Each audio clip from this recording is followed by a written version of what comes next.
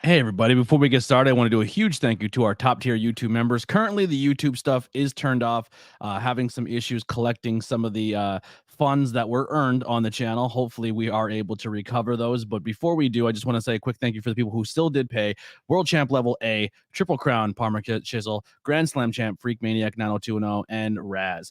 Currently, the super chats and donations on YouTube and are turned off, as well as joining memberships. But we do have Patreon. We do have our different ways you can tip and donate via PayPal, Cash App, and stuff in the links below in the link tree, as well as merchandise. We have all of our main logos like the Tornado Tag, ABJ Podcast, 5 Questions, but we have these 4 logos that will be available until the 13th. We have the Fresh Prince, the WCW, the Dynasty, and the ABJ 420. So if you want to support us, head over there. Also, check out the Ben Frank Connection merchandise. They have a lot of cool stuff over there. Brand new fanny packs with some that look like title belts. You can get your favorite Ben Frank Connection show on that, as well as these cool club shirts. All right, without further ado, let's get into the ABJ podcast Tornado Tag episode 135, the history of Paul Heyman with BP Burke, baby. Let's get it.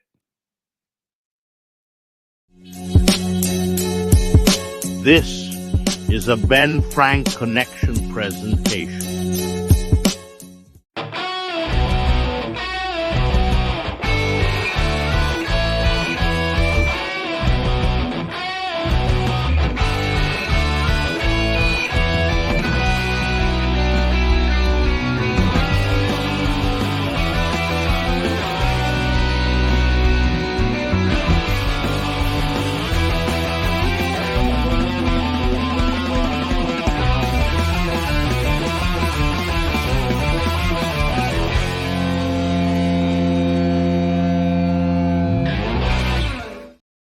What is going on? We are live. ABJ presents Tornado Tag 135, the history of Paul Heyman, myself, ABJ, and BP Burke on the call tonight, doing the history of Paul Heyman. How you been, man? It's been a while. We haven't done one of these in a minute.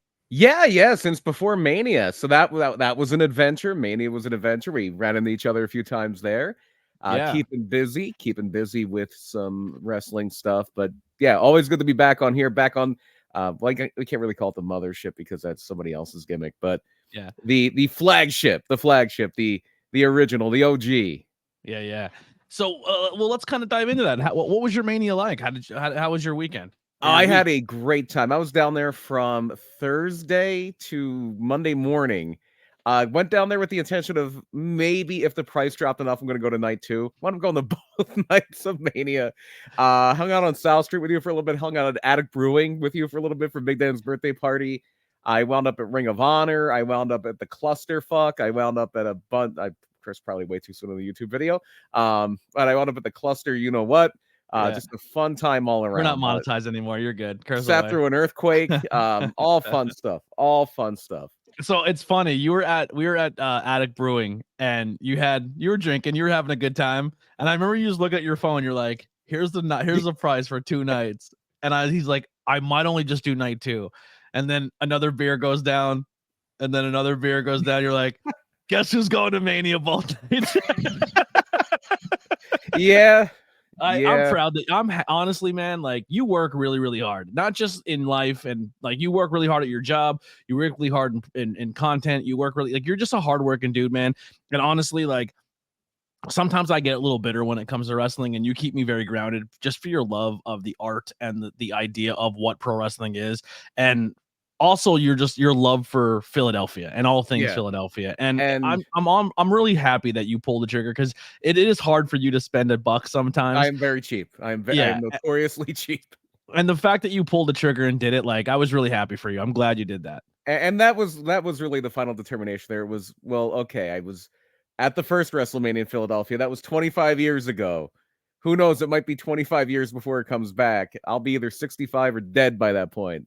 So let's do it. And it was so cool to be in my favorite place in the world, surrounded by my favorite thing in the world. So just an incredible weekend. Yeah. Well, so like highlights, you can include anything at Mania, but what are some highlights that you experienced from that week? Night 2 of Mania is probably the most fun I've ever had at a wrestling event in my life. I was up in the nosebleeds, but it was still fun. It was still fun, like just being in that building, feeling that energy, that that Avengers Endgame ending of Roman and Cody was so fun. And just before that, as Bailey and Io Sky was ending, it was just the little things like this. As Bailey and Io Sky are ending, I go down to use the restroom because I don't want to leave my seat during the main event. As I'm coming out, who do I run into? Tom Mitchell. Out of No nowhere, way. I just run into Tom Mitchell. Yeah, so That's sick. just little things like that. Tom Mitchell, of course, from PPW, who I kind of learned the backstage interview game from before he went on to do bigger and better things as a wrestler. Just so many fun things like that happened all the time. Like I was at a GCW show. I ran into Facade and Danny Moe. They were there. Well, Facade was in the clusterfuck. Then I was at the Ring of Honor show. Of course, I ran into surprise Matt Turner. And I ran into Nolan Pierce and Mark Alexander. It was just so fun being in the center of Philadelphia, Center City, Philadelphia, just walking around all these places, and everybody you see is in an LA Knight shirt, a CM Punk shirt, a Bloodline shirt. It's like it was truly a takeover, and it was so cool. It was just an amazing time. It was awesome, man. I only got to go to 3 events I was at, but I think the 3 events I went to were definitely enough of a feel for me to say I experienced Mania Week. Attic Brewing, Labor of Love, knocked it out of the park. I mean, you guys can see the vlog; it's up there. Definitely go check out the journals, the ABJ journals.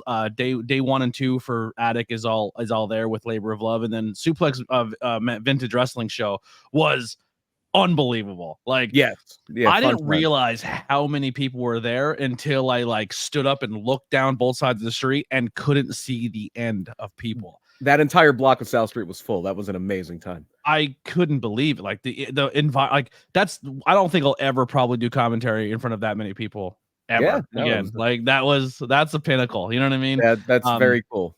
And some of the matches we got to call, like obviously being excited for Nick Wayne, Marcus Mathers, Jordan Oliver, Griffin McCoy, Jimmy Lloyd, and Joey Janela. But honestly, like seeing Deshaun Pratt and Matt Quay in front of that many people and like so cool them get that experience was super special to me. Like that match, like it was hard to put myself into like Deshaun's the heel character because they're both wrestling in front of like 3,000 people in the middle of the street Mania weekend, and I love both of those guys so goddamn much.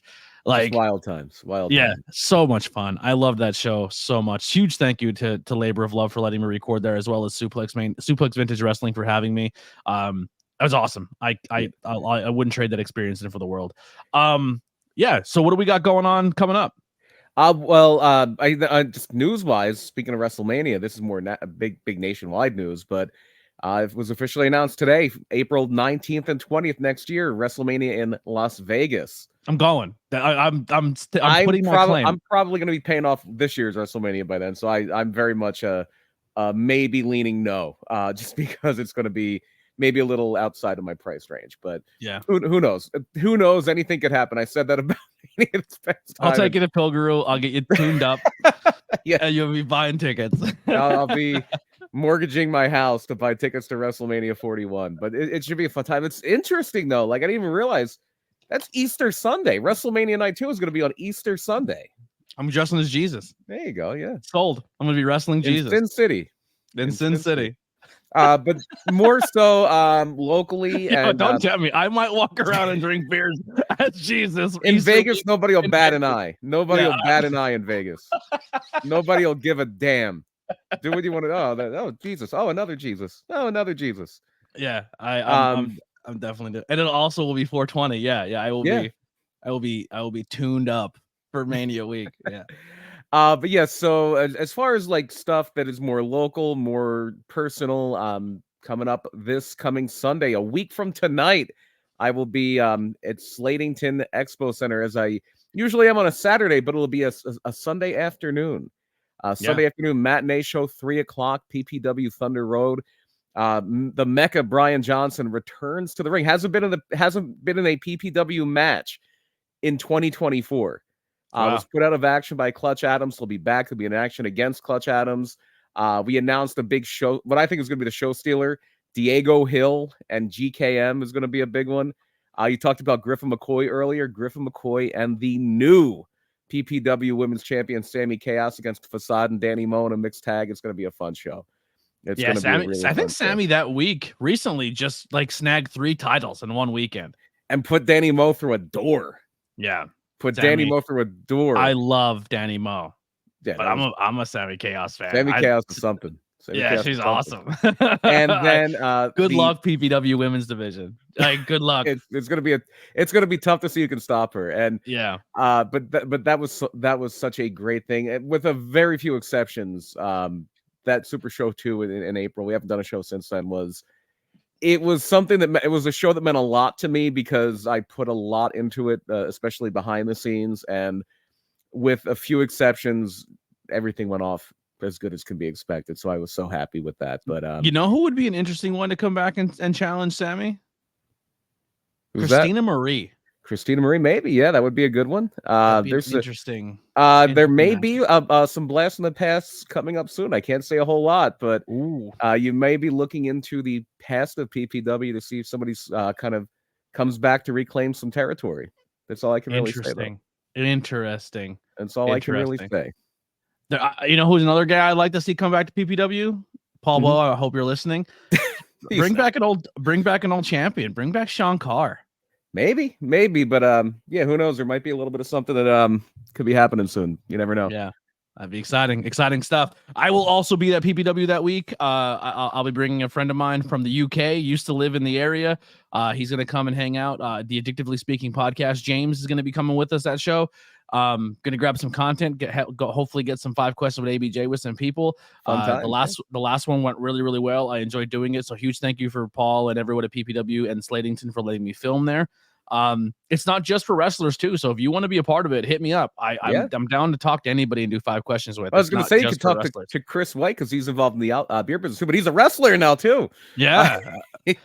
I think I'm gonna try to interview. I'm having a brain fart. Travis, just because you're gonna do 5 questions with a guy who has his jaw wired shut. That'll be interesting. That'll be interesting. What a madman that guy is. He is awesome. So much respect for a guy doing a promo with his literally hours after surgery in his recovery bed with his jaw wired shut, and he's cutting promos. That man is dedicated. Was he out cold? Did he get knocked out cold?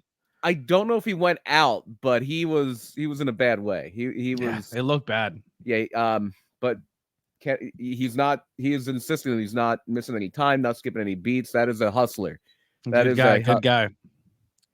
Yeah, and then we'll be at we'll also be the next weekend on a Saturday. Myself and you will be doing some commentary for New Era Pro Wrestling.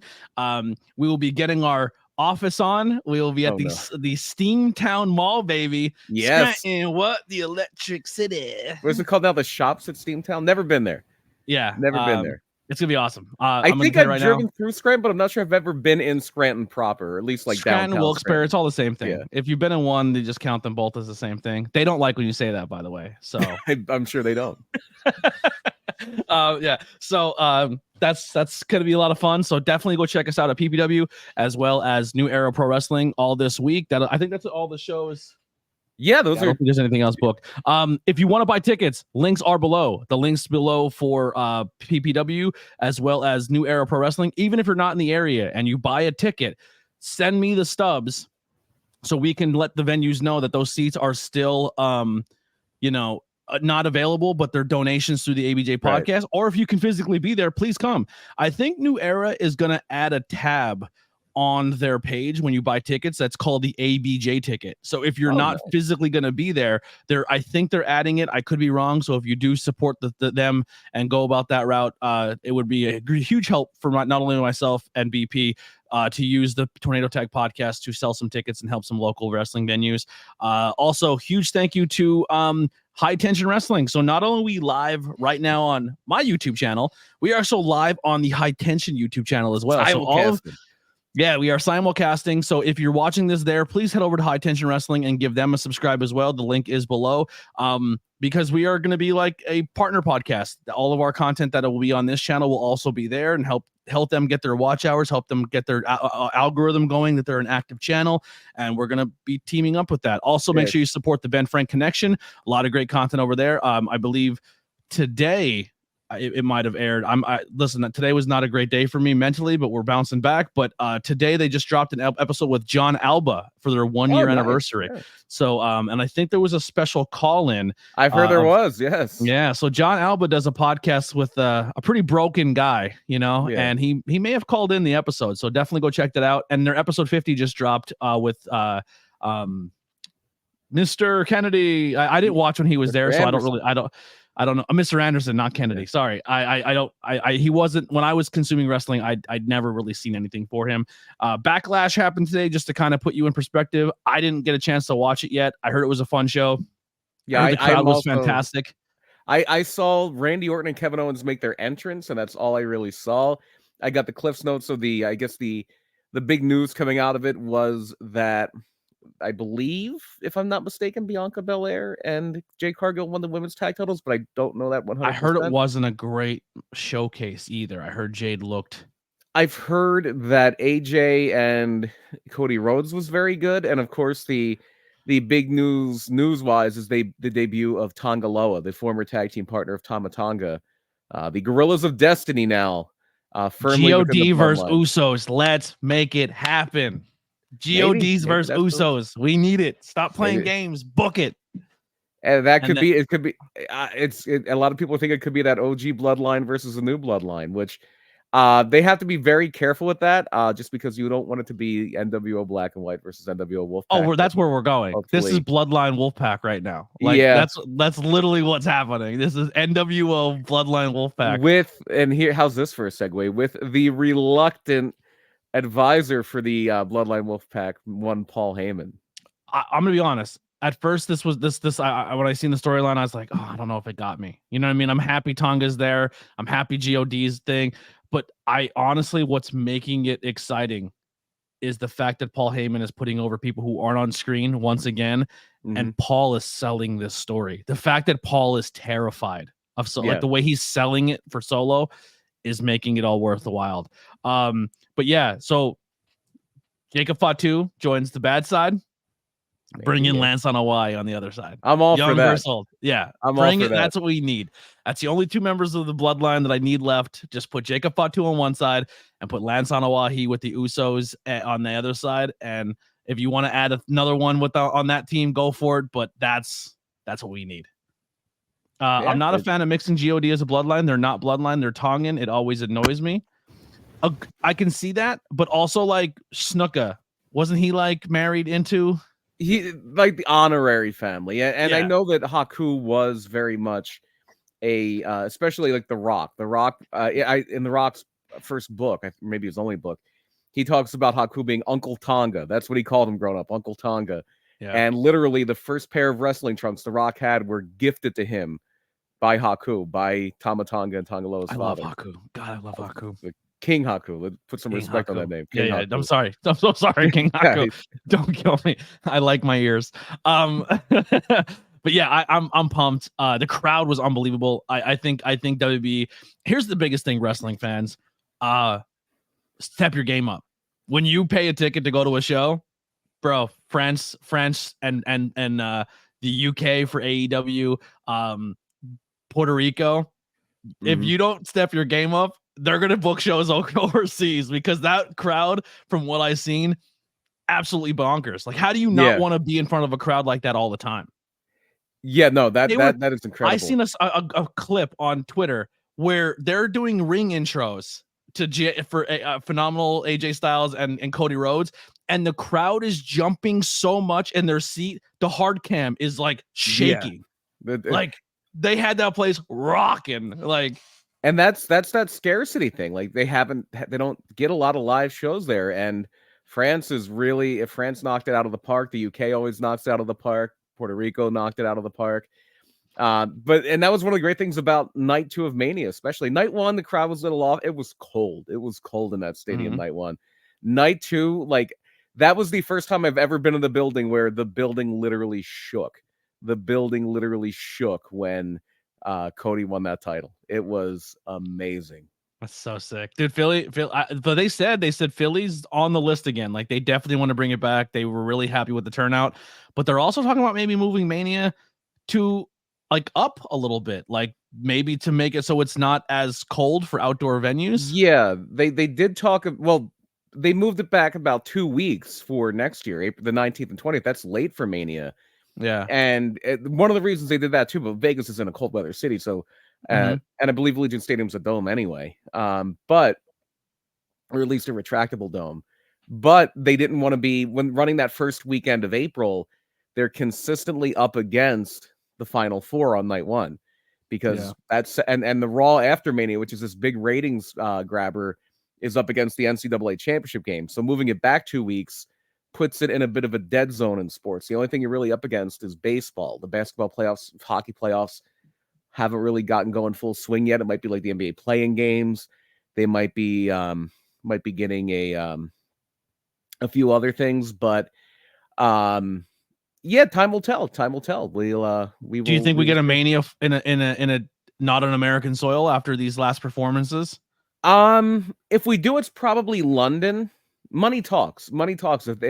If London or if London especially, if they throw enough money at WWE, it will Wembley happen. Stadium?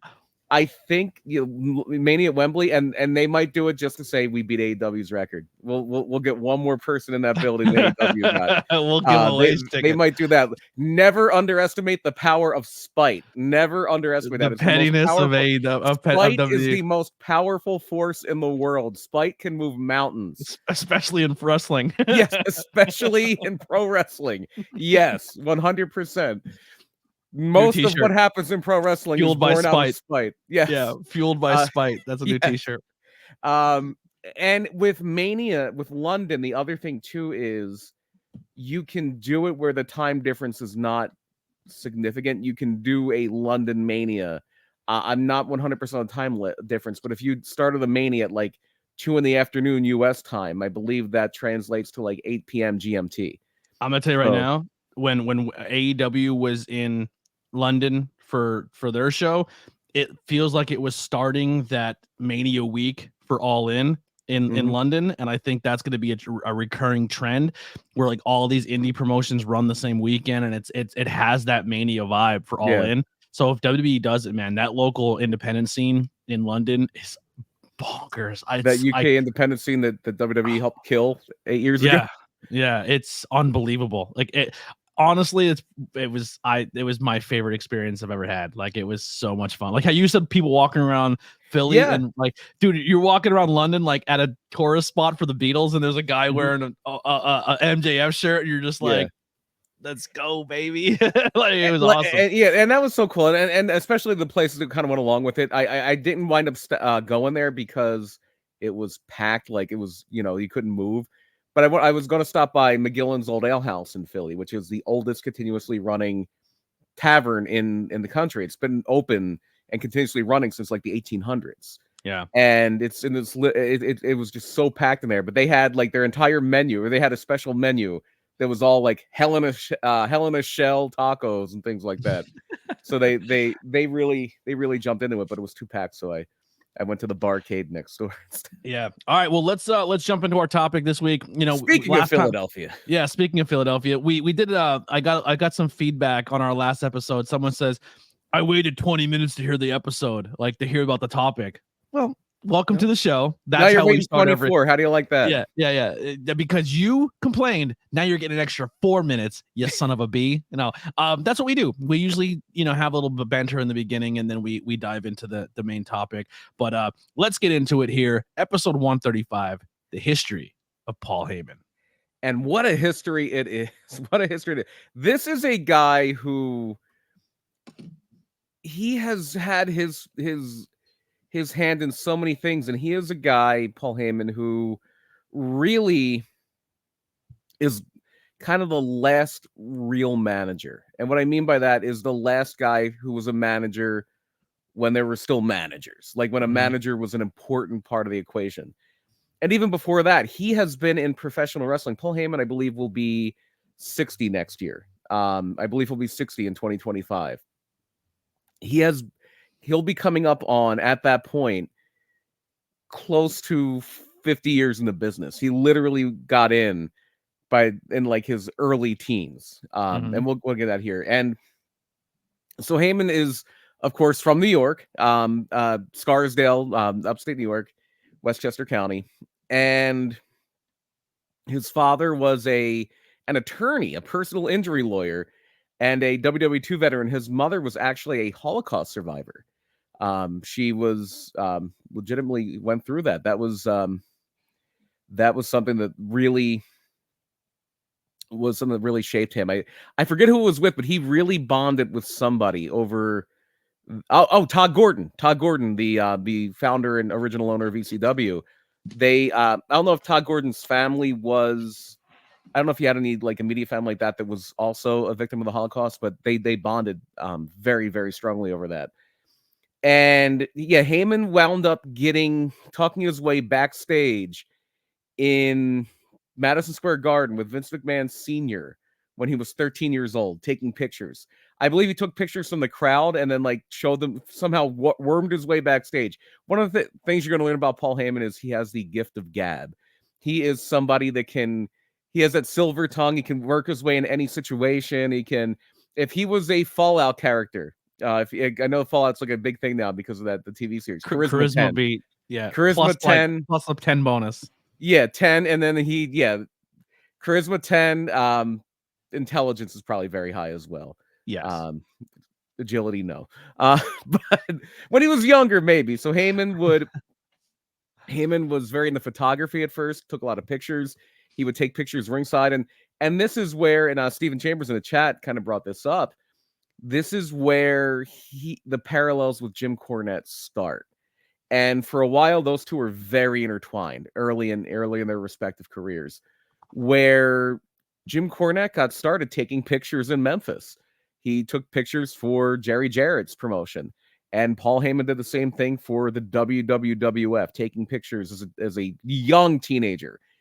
And then as he got older, he wound up getting and this is very funny because of the whole wise man thing, and I don't know if everybody knows the importance and the meaning behind calling Paul Heyman wise man in these promos, and it comes from the three wise men.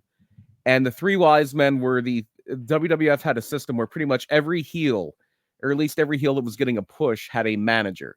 It was just a way, it was just a way that when somebody came in as a heel, because you would come in, they would build you up, you would have a program with the guy on top, and you would cycle out very quickly, unless you were like a Life or like a Killer Kowalski or somebody. So when they wanted to heat somebody up, the way you could get somebody instant heat is you put them with a heel manager. And for the longest time, those three heel managers were Freddie Blassie, Captain Lou Albano, and the Grand Wizard. And they were the three wise men. They were called the three wise men. And two of the three wise men, as Heyman got a little older and was able to drive, they lived in upstate New York, and he had a job actually driving Albano and Blassie to the Madison Square Garden show. So this is a guy who, before his 20th birthday, is getting this experience of kind of sitting at the learning tree with classy Freddie Blassie, who is one of the most successful wrestlers ever and a great manager too, and Captain Lou Albano, who was probably the most over the three wise men as far as Albano was essentially the top heel in WWF in the 70s, or WWF. It was just that they would use him to get somebody heated up for Bruno. And so there's a very legendary story that Heyman told. He told this after Albano died, where Lou Albano was known for, he had a fondness for a drink. He would like an adult beverage or 5 before a show. And 5 is probably a gross understatement. And there's one point where they're going to the Garden. In fact, he would be so drunk he would get in arguments with Vince Sr., quit, and then have to beg for his job back on a routine basis. So they're going to the Garden, and the captain is 3 sheets to the wind, and they're in the middle of the street in New York City, and Albano just starts peeing. He starts peeing in the middle of the street. And as at that point in time in New York, he's probably not the only one. At that point in time, at any point in time in New York City. At any point in time. So Heyman clocks these 2 cops coming their way, and he's like, oh no, the captain's getting arrested. And Blassie sees it too, and Blassie provides coverage of, hey, classy Freddie Blassie, Hollywood fashion plate, how are you? Like glad handing with the cops, and the cops are all talking to Blassie, and they were like, is that the captain? And they're pushing by, and Heyman's like, oh no, we're dead. We're doomed. We're doomed. And they just wanted to meet Captain Lou Albano. They looked, if they saw what happened, they looked the other way, and the captain got off scot-free. So Do you think he shook their hand? probably. Yeah, that was Probably. that was an unwashed captain. Oh yeah. That was you had the little captain stank on that thing. So Heyman's doing that. He's doing a lot of photography. He is getting a little deeper in that. He also started writing in the 80s for a lot of wrestling magazines. There's now the Grand Wizard, is that based on the Grand Wizard that we would think about, or is it what was that derived from? Probably not. The Grand Wizard was actually a Jewish man, Ernie Roth. The Grand Wizard he originally came to fame in the Detroit area as Abdul Farouk. He was the manager for the original Sheik, and he did really well with that. And then he wound up going to the WWF and becoming the Grand Wizard. The Grand Wizard would wear very loud suits. He would wear a turban, sunglasses. And if you've ever heard Father James Mitchell, if you've ever heard, Genie Turban, like the Great Tiger from Punch-Out. Yeah. And if you've ever heard Father James Mitchell do promos, the manager who's mostly in TNA, he was a Sinister Minister in ECW as well. His whole, I'm not saying he ripped off the Grand Wizard, but his very inspired. His tone of voice, his way of speaking is very, very reminiscent of the Grand Wizard, who would talk like that. Is that the guy who was doing drugs on TV for TNA? Yeah, the guy who did coke NWA on or whatever. Yeah. James Mitchell. But the Grand Wizard was a very influential manager and somebody that he was one of the three wise men, a long time, very successful manager in wrestling. And Heyman kind of learned of these guys, wrote for a slew of different wrestling magazines. Never the After mags, I don't think, but like smaller wrestling magazines. I think he worked for George Napolitano, who was a huge publisher in New York. Worked for smaller things as well. And he also wound up, and this is after this club had its heyday in the 70s, was kind of on the downswing at this point. He wound up working with Studio 54, the legendary Studio 54 in New York, the nightclub. And he wound up getting a wrestle party set up. He had also made friends with Bam Bam Bigelow. Bam Bam Bigelow at this point in 1984, 1985 was training at the Monster Factory. And as much as anybody could, because you don't really have this in pro wrestling, he was like this guy, like everybody was like, no, you got to see this Bigelow kid at the Monster Factory. He's going to be a superstar. Because he was a big, tough-looking guy, a bald head with flames tattooed on it, over 300 pounds, and can do cartwheels. It's like, this guy is a can't miss. Yeah, and well, I don't think anybody was doing moonsaults really back then, but he seemed like he could do pretty much everything. And Heyman became very much a huge promoter of Bigelow, and to the point where at Studio 54, he put together a huge event, Wrestle Party 85. He had Bigelow's debut match. He wound up getting connected with Jim Crockett Jr., who sent Ric Flair, Dusty Rhodes, and a few other people there. They did an award for Flair, I think like Man of the Year, Bam Bam Bigelow's debut. And Bigelow kind of stuck with Heyman and kind of got him to become his manager for a little bit. And they worked in Florida. And in Florida, that's where Paul Heyman becomes Paul E. Dangerously, which is, I will still, if I think of Heyman, I will always kind of go Paulie instead of Paul Heyman. Paulie is going to be my kind of go-to. And that is, Paul E. Dangerously is the one in the gray suit there on the right of the graphic you're showing. That would be more of the Paul E. Dangerously, especially with that cell phone. Mm-hmm.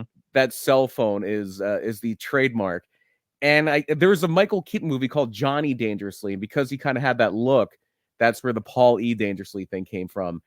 And he had some success early. He wound up eventually getting into Memphis. Jerry Lawler infamously broke his jaw, which I think he said was on purpose with a punch because he didn't like him. And later on, he was in the AWA, and he managed a variation of the Midnight Express in the AWA. Dennis Condrey and Randy Rose, who were part of the original Midnight Express in Memphis, was Dennis Condrey, Randy Rose, and Norville Austin, who, if you remember, we talked about as being a tag partner of Sputnik Monroe. They were the Black is Beautiful, White is Wonderful tag team. Sputnik Monroe and Norval Austin. But very quickly, Randy Rose kind of fell by the wayside, and then Condrey and Eaton became the Midnight Express. And by 87, 88, the Midnight Express is Stan Lane and Bobby Eaton. It's that later incarnation of the Midnight Express. But Condrey and Rose are in the AWA with Paulie Dangerously as the original Midnight Express. And Paulie is getting a very favorable comparison to Jim Cornette at this point. Cornette is he's like the northern Jim Cornette. And it's a little more like Cornette was like a spoiled mama's boy. He's buying all these wrestlers. That is, his mother's giving the money to buy up all these wrestlers. And Paulie was more of a yuppie. He was like Jim Cornette meets Gordon Gekko from Wall Street. And Wall Street was actually where like he had that big brick mobile phone, like those old cell phones that were fairly like large. I always got like a Wall Street or like a car salesman from Paulie Dangerously. Yeah, just like the slimy. Yeah. He's going to read the fine print of the contract. Yes. Yeah. So, and he would use the phone as a weapon. And so after the AWA run, Crockett, Jim Crockett Promotions, they decide, Dusty Rhodes decides, let's bring these guys in, and we're going to do the original Midnight Express against the new Midnight Express. So they bring in, with a lot of fanfare, they bring in Paulie Dangerously, Dennis Condrey, Randy Rhodes, and they turn the Midnight Express babyface. So now you have Jim Cornette's Midnight Express against Paulie Dangerously's original Midnight Express. And this is a fairly hot feud. And in between these stints, I did miss something that's very important. Shortly before this, for a while, Heyman was working in Memphis and also in Alabama. And that's where he meets Eddie Gilbert. And I don't want to say a whole lot about Eddie Gilbert because Eddie Gilbert could easily be a show into himself.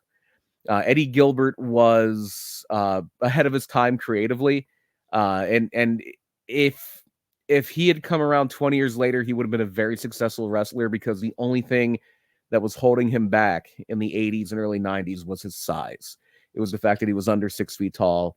And while he was in very good physical condition, he wasn't a steroid monster. And that held him back a bit in the 80s. More so his height.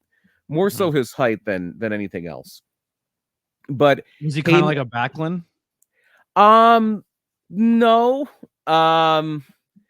Eddie Gilbert always wanted to be Jerry Lawler, but he was Jerry Lawler if Jerry Lawler was kind of almost exclusively a heel. And I think Ryan Vox just claimed dibs on the Eddie Gilbert episode. So Eddie Gilbert is a very, very famous, very, very well-renowned, and I don't want to say forgotten, but because he never had that big run with the WWF, and he did have a run with the NWA, but it was more of when he came over from the UWF. The UWF, he had a great run as a heel. It was part of a very famous angle with Bill Watts and the Russians, and he was booking in Alabama and brought in Heyman, and they had a lot of creative success there. But that checks out. But then when Heyman goes to the NWA, I think Gilbert is there on the same time too. That is where he really gets into this whole thing of this feud with Cornette. Cornette has a tennis racket. Paulie Dangerously has a cell phone. Very famously, Paul Heyman used the cell phone on Jason Hervey, who was a famous actor at the time. He was the older brother of Fred Savage on the Wonder Years in the 1980s. And yeah, there it is. Heyman would do we got to bring Steven Shamans in our episode with you. Like, yeah, Steven knows his stuff. The Heyman or Paulie would have an interview segment called The Danger Zone. The Danger Zone was like his Piper's Pit. And I think they did a Clash of the Champions or something like that where Jason Hervey was on the Danger Zone and he wound up smashing him over the head with the phone because Jason Hervey was around a little bit because he was dating Missy Hyatt.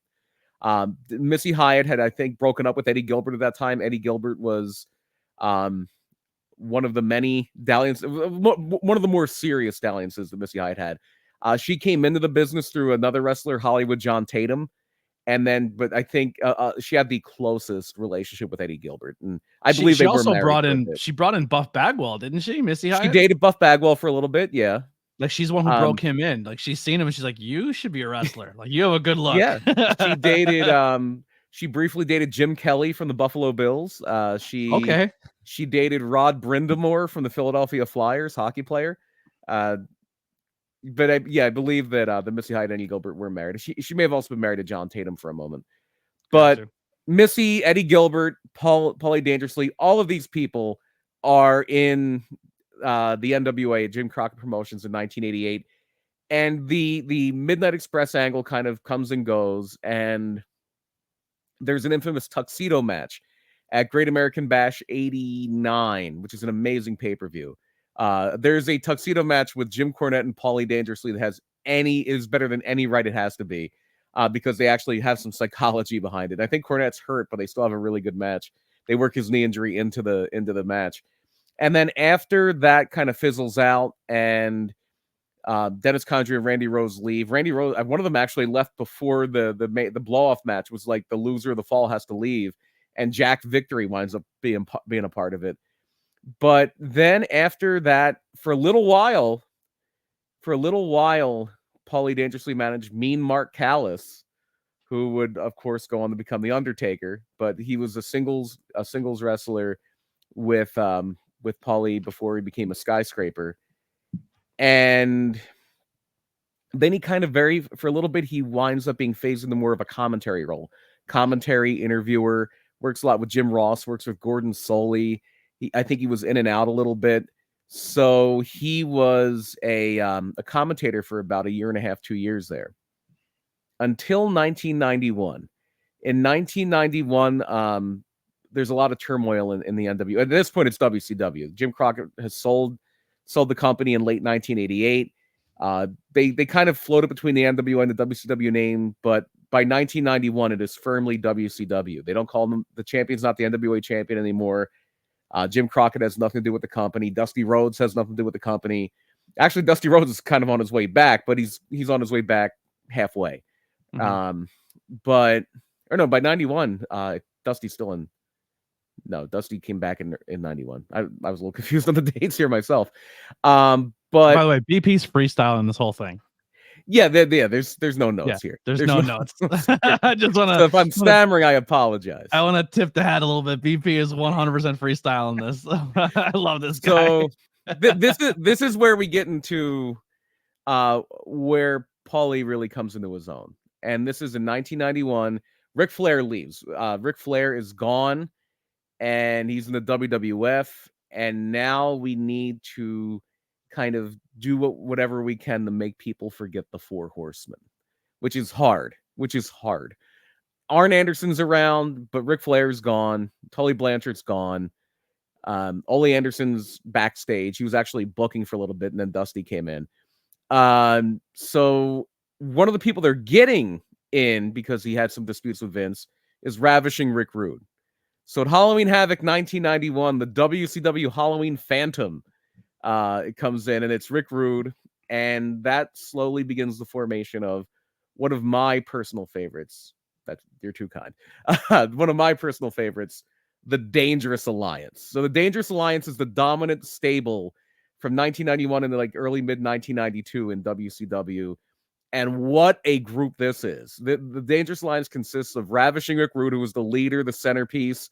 The young up-and-comer is the TV champion at the time, goes by the name of Stunning Steve Austin. And then your tag team is Arn Anderson and Bobby Eaton. And then your kind of veteran presence is Larry Zbyszko. That's a stable. And not only do you have Paulie Dangerously as your manager, he has his director of covert operations, Medusa. So Dangerous Alliance is thumbs up. Dangerous Alliance is an incredible stable. Dangerous Alliance versus Bloodline. Who wins that matchup? Whoever they book to win. I hate that question. I never like that. Whoever they book to win it. Usos versus Arn and Tully. It's Arn and Bobby Eaton. Arn and Bobby Eaton. Roman versus. Do you put Roman versus? You got to put it versus Rick. The right? figurehead would be Roman against Rick Rude. And then if you're doing it that way, it'd be Roman against Rick Rude. Yeah, Usos against Anderson and Eaton. Solo against Stunning Steve. Stunning Steve, Yikes.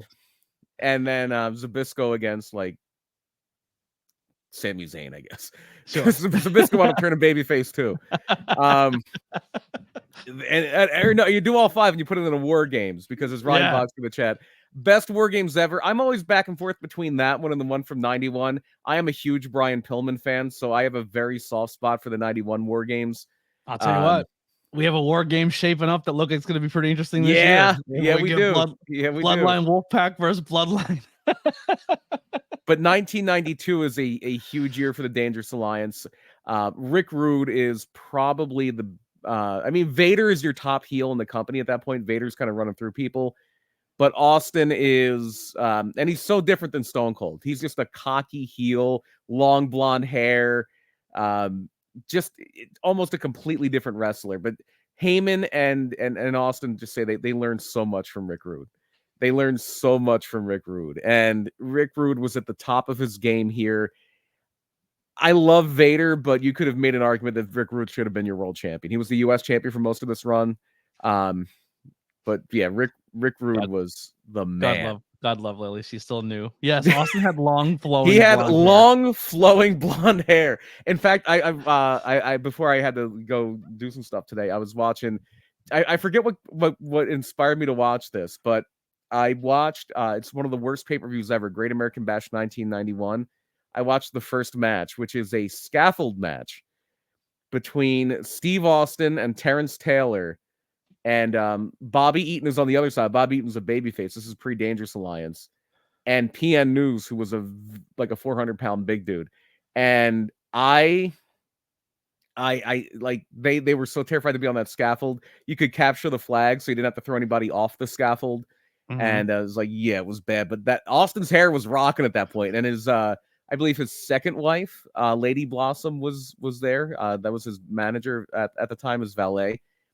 She, I believe, if I'm not crossing up my people, is the person who came up with the term Stone Cold because she was British and said your tea is getting stone cold. But I might be confusing Austin's first and second wives there. But anyway, we're talking about Paul Heyman, not Steve Austin. So the Dangerous Alliance is a huge, huge deal, but it starts to fizzle out like anything else. There's stunning Steve Austin with the. I love the WCW TV title. Look at that hair. For both those guys, look at that hair. Yikes. And Steve Austin was that guy. Like Steve Austin was the blue chip prospect. Steve Austin was like almost like an Austin Theory of his time, except a lot better. Like Steve Austin, he says like he needed to come into his own. He was good from the start. He was really good. But they fizzle out, and Bill Watts takes over WCW through the middle of 1992. And Bill Watts fired Heyman in 1993. And the allegation that was made that he was like falsifying expense reports or something, but it was never really proven. And Heyman sued WCW for wrongful termination, and he quoted ethnic discrimination. Bill Watts was kind of very loose-lipped, especially about like controversial topics. So I wouldn't be surprised if an ethnic slur may have found its way out of his mouth. But when Paulie Dangerously leaves WCW, he is kind of a man without a country. He doesn't go to Vince. He goes to Jim Crockett Jr. We had a relationship now. By 1993, he's had a relationship with Jim Crockett Jr. for 8 years, going back to that Studio 54 thing. And Jim Crockett, it's been 5 years since he sold to Ted Turner, and he had a 5-year non-compete in that contract for the sale of Jim Crockett Promotions, and it's over. So Jim Crockett was talking about putting something together called the World Wrestling Network. And it never really got off the ground, but Paulie Dangerously was going to be his booker. Paulie was going to be the kind of Jim Crockett's Dusty Rhodes for the World Wrestling Network. And I think all they ever really did for the WWN was one set of tapings in New York, and they never really did anything else. But at the time, there's a little company in Philadelphia that's starting to gain a small following, especially locally, called Eastern Championship Wrestling. Yeah, they run out of Eastern Championship Wrestling. They run out of a little. They always say a bingo hall, but it was more than that. They ran out of a. There's this thing in Philadelphia called the Mummers. The Mummers are they do a big New Year's Day parade, and they like the suit Jason Kelsey, where the people that came out with Seth Rollins at WrestleMania, they're the Mummers. And there's a group of the members called the South Philadelphia Vikings. And that was their hall. That's where they stored all their props for their parade stuff. That is where they would do bingo to raise money. You could rent out the hall if you had a wedding reception, or if you were trying to raise money for somebody, they would do like beef and beers and stuff there. But it was Viking Hall, which would later be known as the ECW Arena. Mike Schmidt's Sports Bar was before that. Mike Schmidt's Sports Bar was where they originally ran. They ran a lot of other places. They ran at a club called Pulsations, which was a huge nightclub in Delaware County that had seen better days at that point. They did a TV taping at Cabrini College, which is I think they're wrapping up now. They're going defunct as a university, but they did a TV taping in Cabrini College, and almost nobody showed up because there was a gigantic blizzard the day of the TV taping. It was like 2 feet of snow. But they did settle into the Viking Hall as their home base, where it's still called the ECW Arena to this day. So Paul Heyman gets on the radar of ECW because Todd Gordon owns it, and his head booker, the guy who is kind of putting all his shows together, is Eddie Gilbert.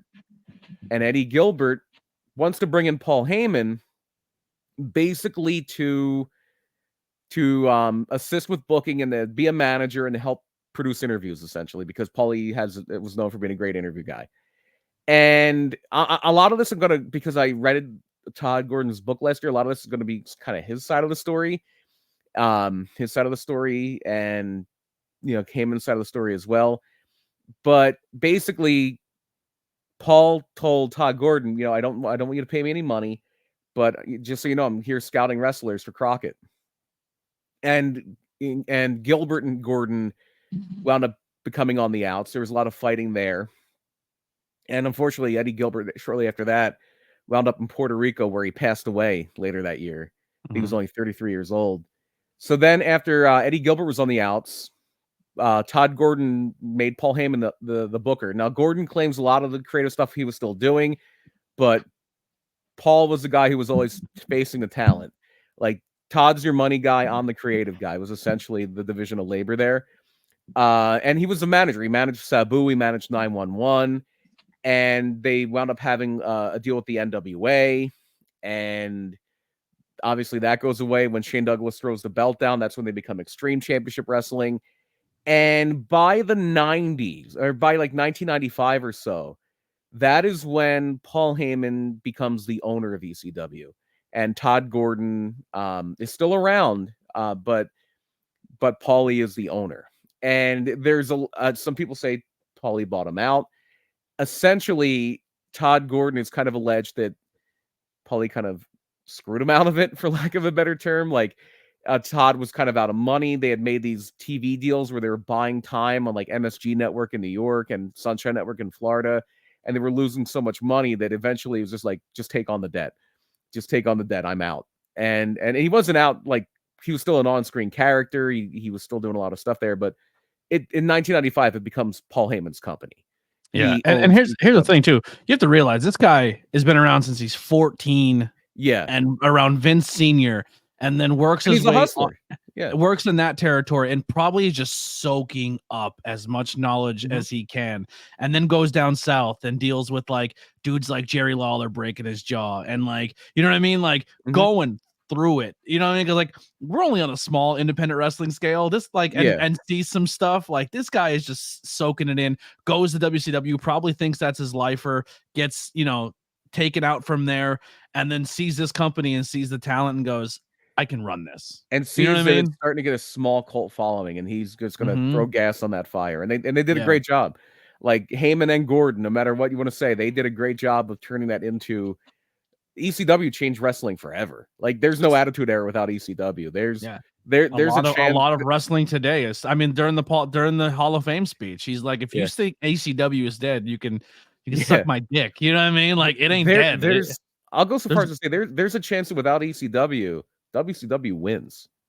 Yeah, WCW wins because that attitude, the Attitude Era was ECW's playbook on WWF's budget. That was the Attitude Era. That is. Do you believe in the theory or the rumor that WWE was essentially giving ECW money to stay afloat? To send Well, I mean, like for a while there, people were like, it didn't happen. It did happen. But Oh, it like, 100% happened.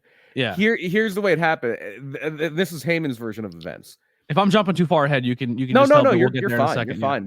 We're moving in that direction because Yeah. ECW is growing. It's getting this cult following, and Paul Heyman very, very early on opens up some back channels with Vince McMahon, and Paul Heyman says that Vince never funded ECW, but he paid Paulie as a consultant, and then Paulie would use that money to fund ECW. So there's like a little workaround.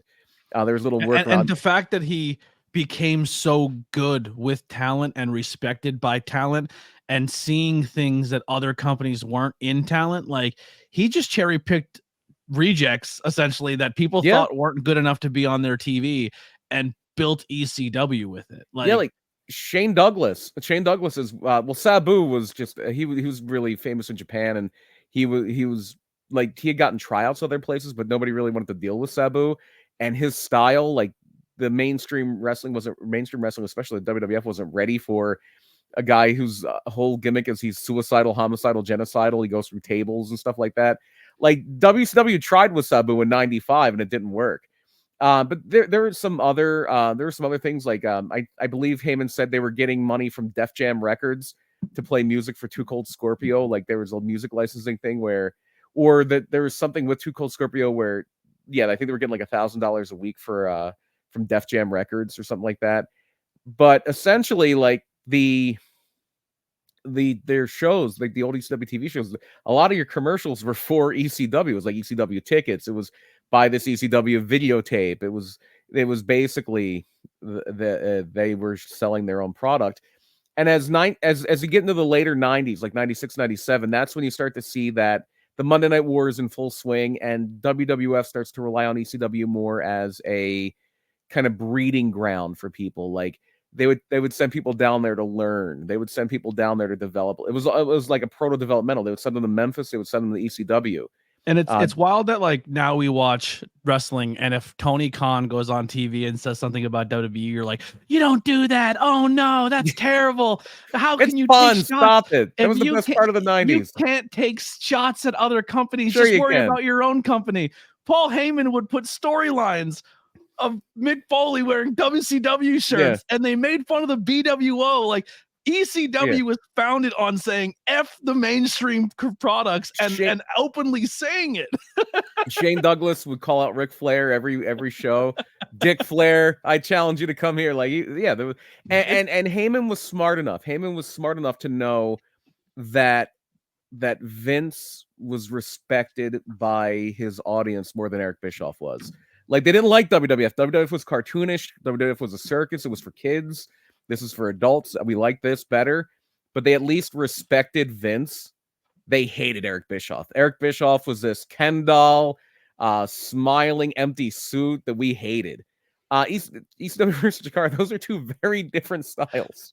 Those are two very different styles. Real quick, let's entertain that. Let's book a card.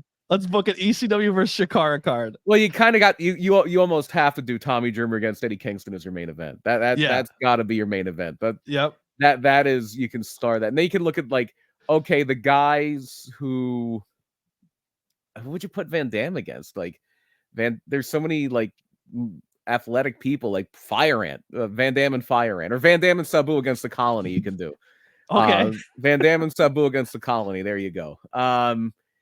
The Dudley Boys against Los Ice Creams. Just because Dudley Boys versus the Hollow Wicked, Ultramanus. Oh, and the Spectral. You could do that. You could do that. Claudio versus that's who I was kind of stuck on. Jerry Lynn is this because that would be an amazing match. Yeah, Claudio against Jerry Lynn. That would be your match of the night. There's so many good ones. Jazz against Sarah Del Rey. If you're gonna put a women's match in there, Jazz against Sarah Del Rey is your women's match. Or well, Orange wasn't really a Chikara guy. He was Fire Ant. He was Fire Ant under Chikara. Okay. Sorry, we don't know who the Fire. I don't know who that Soldier Ant was either. Yeah. Yeah, that'd be a that would fun be a lot of card. fun. That we already booked the fantasy war games with Paul Heyman stable, but ECW versus Chikara, that'd be crazy. And as we get into like 96, 97, ECW's big push is pay-per-view. We need to get pay-per-view. We need to like that's the next step in building this. But real Is quick, and it's pay-per-view. funny he brings up Chikara is because Chikara filled that void that was missing for a long time in the Philadelphia Yeah. area. You know what I mean? Like, Not really. Not really. no, you don't think Chikara had that No. cult following that an ECW kind of had in the city of Philadelphia? It did for a second. It did for a second, but after ECW goes away, I think even though it's a completely different product, but then again, so was Chikara. What popped up to fill the void of ECW was Ring of Honor. Yeah, it's a good call. That's a good Ring call. of Honor Yeah. was Ring of Honor is the one that really was super successful. They existed before ECW, but as far as that hardcore ultra violent thing, CZW. Yeah. Because before ECW went belly up, they were mainly running out of Jersey. And then when ECW kind of went away, and I mean, and GCW is essentially trying to be the modern day yeah. ECW. That was the rest for CZW. Like, yeah, that's where a lot of those guys. That's where Nick Gage started. That's Yeah. where a lot of their guys started. But CZW was kind of the theme successor as far as successor of ECW. In fact, I think to this day, CZW has run more events in ECW arena than in 2300 arena than any other company, including ECW. I see some old CZW stuff that I've never known existed, like popping up on my timeline. They were crazy. Yeah. And there were so many different eras of that because I'm talking about like 2001. Like John Zandig, CZW, not DJ Hyde, CZW. No disrespect to either one of them, but just like the immediate aftermath of Nick Gage, Justice Payne, the Backseat Boys, all those people that were really kind of putting them on the map. And then XPW comes in and there's that big war. XPW for a few months has exclusivity over the ECW arena. And now you're kind of seeing XPW up on the radar again. Ring of Honor's coming up. 3PW was one that was around for a little bit. That was the Blue Meanie. And at that point, he was in a relationship with Jasmine St. Clair, the adult film actress. And they started a company called 3PW, which was more of the kind of where CZW kind of what had the violence of ECW. 3PW had a little bit more of the essence of we're going to use a lot of old ECW guys and have that ECW kind of more feel. Yeah. So it's almost like when Superman died and you had the Man of Steel and you had the Cyborg Superman and you had Superboy and you had the other Superman with the glasses. It just you can't shake a stick in the Northeast area and not have someone who's inspired because of the ECW and Paul Heyman. Yeah, because at that point, Chikara's around. At that point, they're just getting started as a wrestling school, but they're not running Philly really. They're running like Hellertown. They're running up more closer to like the not quite the Lehigh Valley, but like they're running Hellertown. They're running. They ran some school county shows. Yeah, they were in like Pottsville and like Port Clinton, Port Carbon, and places like that. Yeah, they're running more toward like more up this way, more in Northeast Pennsylvania or very far East Pennsylvania. They're not running Philly. They would run Philly later. They would do a lot of shows at the arena later. They do King of Trios there.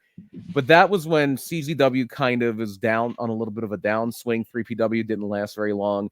Ring of Honor at that point, Ring of Honor at that point is mainly just running TV in Philly. They would film their TV there when they were on HDNet.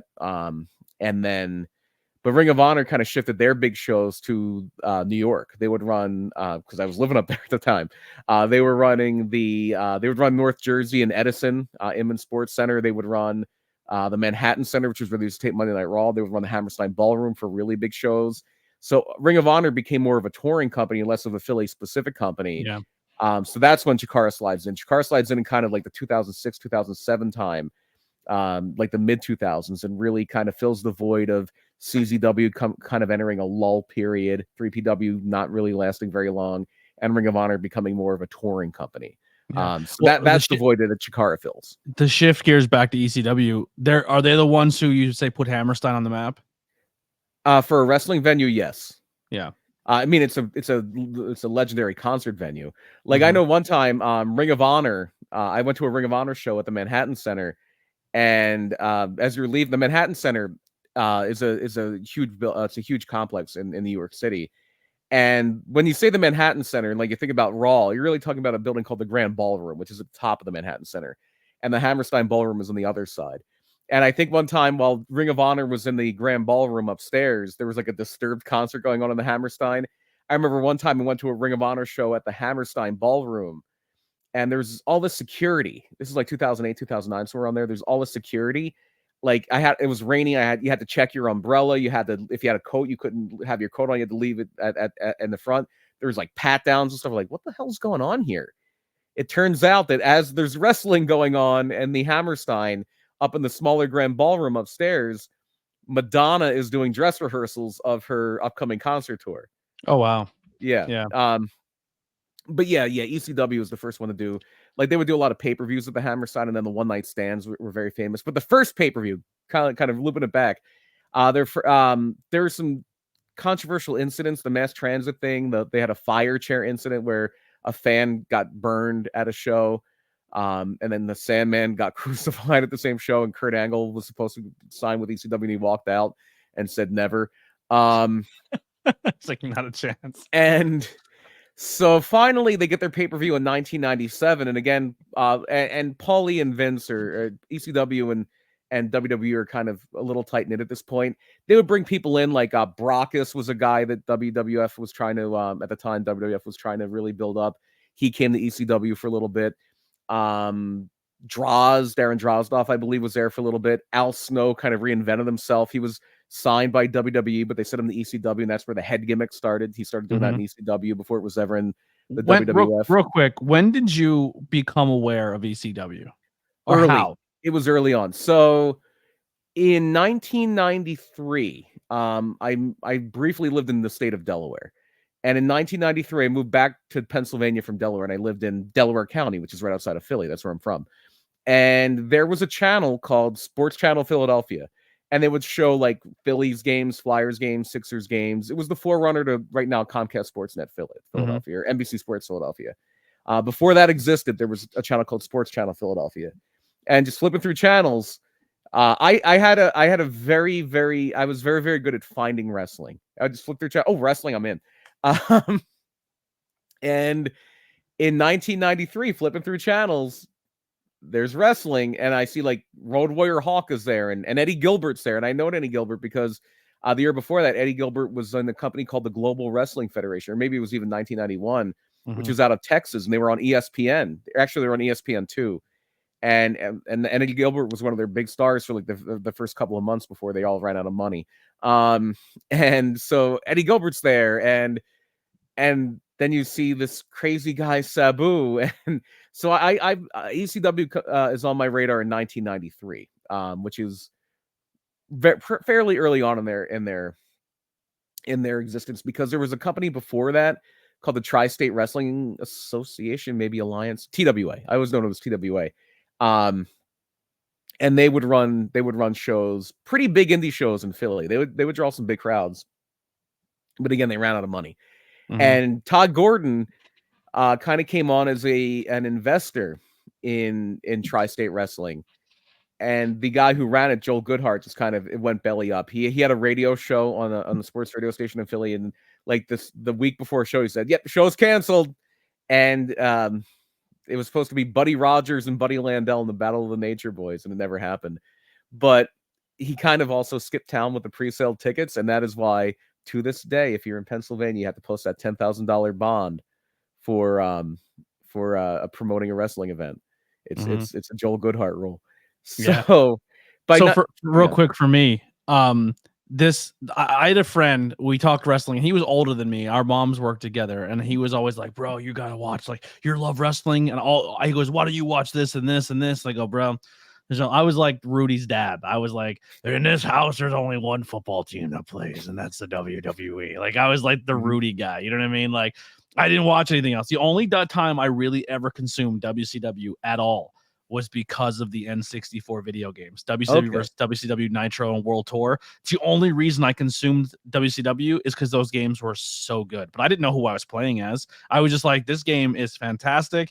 It's a really fun wrestling game to play with your friends. And that was the only exposure I had to WCW. I didn't watch it. So See, I was if I found wrestling, I'm watching the wrestling.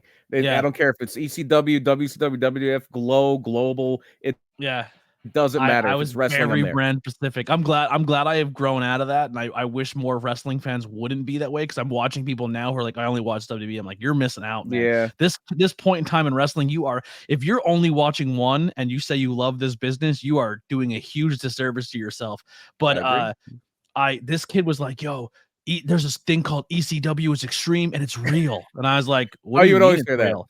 Yeah, and like, it's real, bro. Like they're doing this, and this. It's 100%. It's not like WWE. It's real. And I was like, and I'm young, and I was like, all right, this he's a mark. You know, I'm like, what an Yeah. idiot. And I remember turning it on, and the first thing I see is like a Dudley Boys Falls Count Anywhere match, and Bubba is holding somebody by their hair, and he's just taking a cheese grater across his Yep. forehead, and there's just blood pour. I was like, I think this is real.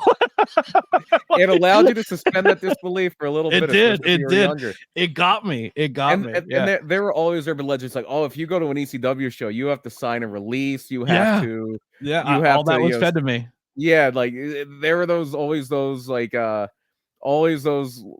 tall tales about it. And they had a great propensity for getting people to actually believe their angles too. Yeah. And two of them in particular. The angle with the Sandman being blinded, that they did that so well, and the Sandman did a great job of it too, where they had a match with Dreamer and Sandman, where Sandman has a cigarette and Dreamer like goes to push him in the face, and the cigarette goes in Sandman's eye, and they treat it like it's legit. Like Sandman's retiring, and he walked around like everywhere with like bandages over his face for like a month to sell it. And then in the retirement ceremony, when Dreamer turns his back, he rips the bandages off and just busts him over the head with a cane. Yeah. And the other thing I think some people actually kind of believe, maybe not a lot of people, but they did it the exact right way. Where when they brought in Bill Alfonso to kind of tone things down a little bit, as they brought in Bill Alfonso saying that ECW has gotten too out of control, and Bill Alfonso has been appointed by the State Athletic Commission, and he has to cool down ECW. And I think people really bought it. I think people thought never let that athletic commission into your shows. Yeah. Yeah. And if you do let them in, you break their jaw. Too soon. But ECW by 1997 is trying to get pay-per-view. They finally get it. By 1997, they're finally gonna have Barely Legal, which is their first pay-per-view from the ECW arena. And WWF is on the ropes. They're getting their ass beat by WCW in the Monday Night War. They're in trouble. The NWO is in full swing. WWF is looking for something, anything. Heyman is helping consultancy wise. And they had a show called Live Wire, and he calls in as Bruce from Connecticut. And he's like just yelling at people there. He's yelling at Vince Russo. I think it was Vic Venom at the time. And by 1997, they do a thing where ECW is going to invade Raw. Raw's at the Manhattan Center. So ECW shows up. Jerry Lawler was doing a back and forth feud with ECW. He would show up at the arena. He actually, him and Cornette showed up one time because Cornette and Heyman really didn't like each other at this point.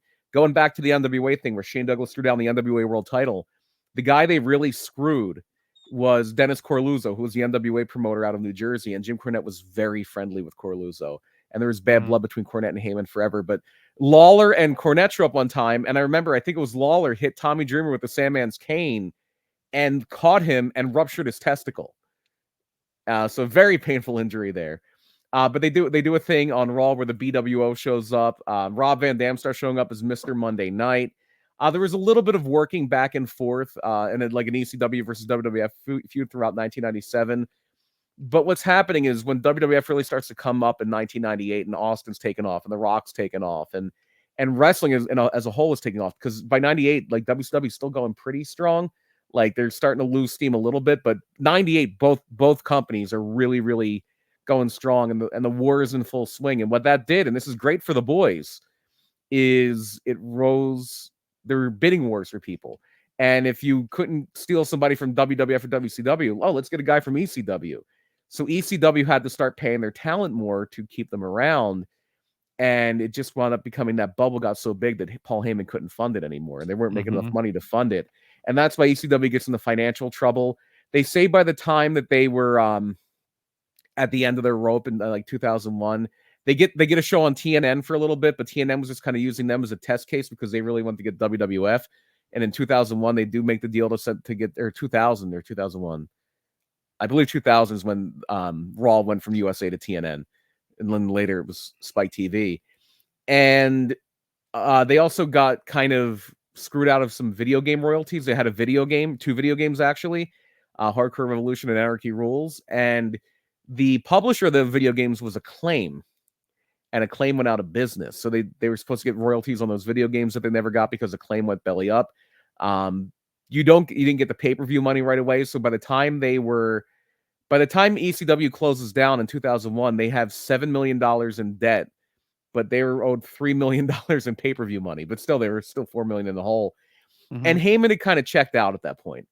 The other thing that happens in 2001, I know we're going long. I'm going to try to shorten this up here a little bit. In 2001, Jerry Lawler and Jim Ross are the voices of WWF.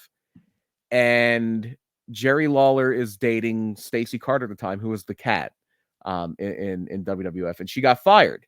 She got fired in February of 2001, and basically Jerry Lawler stood up for her and said, "Hey, look, if she goes, I'm gone too." And they're like, "Okay, Jerry, sorry to hear that, but you're done."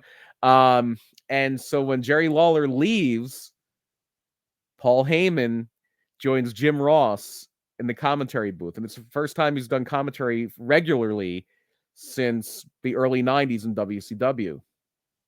And Heyman has that going on. He also was in a movie at that time. They did a remake of the movie Rollerball, and he was the announcer for Rollerball. So he's in California trying to get work as an actor, and he's at Raw every Monday while ECW is just dying. Like Tommy Dreamer was the one that was really kind of taking over ECW at that point and running the day-to-day. And Tommy Dreamer was trying to put funding together to buy it. Like, I think he had set up something with I think a company's called like Rainbow Sports or something like that. And they were going to put together a deal to buy ECW. But Heyman was like, "No, we're done. We're done." And that's why Dreamer was like so distraught, they say. And Dreamer himself has admitted this, that he says, and I don't know if he really meant it or not, but this is what he claims. He says that there was a point where he was going to go to WrestleMania X7, WrestleMania 17, where Paul Heyman was announcing with Jim Ross. He said he was going to hop the rail with a gun, and he was going to shoot Paul Heyman in the head and then shoot himself in the head. Like, that's how distraught he was at ECW going away. I mean, when you think of like angles in ECW, right? There's always the extreme violent angles. There's always their extreme violent moments. But like going back and rewatching it, because I remember a lot of people speaking so highly of it. Like when you have those dusty moments and you have those like come up moments, or that moment where like you had your Mikey Whipwreck, which was another big one. But like the Tommy Dreamer taking the Singapore cane and just kept taking it and taking it to the point where the crowd's like the crowd's begging you to stop. Like Tommy was like, when I thought ECW, I immediately he was the heart and soul, I put Tommy Dreamer as the guy of ECW. And more so even that, Dreamer and Raven was who's. And I know we were talking about like the things before, and I don't know if I don't think I would do Dudley Boys and I would do Raven's Flock against the Spectral. Well, because I seen Raven in ECW made me interested when Raven's Flock went to WCW. Mm-hmm. Like I was like, I like this guy. Like I was into Raven because of ECW. Yeah. So when ECW goes away, Paul Heyman goes to WWF first as an announcer, and then the announcing thing kind of ends when Lawler comes back.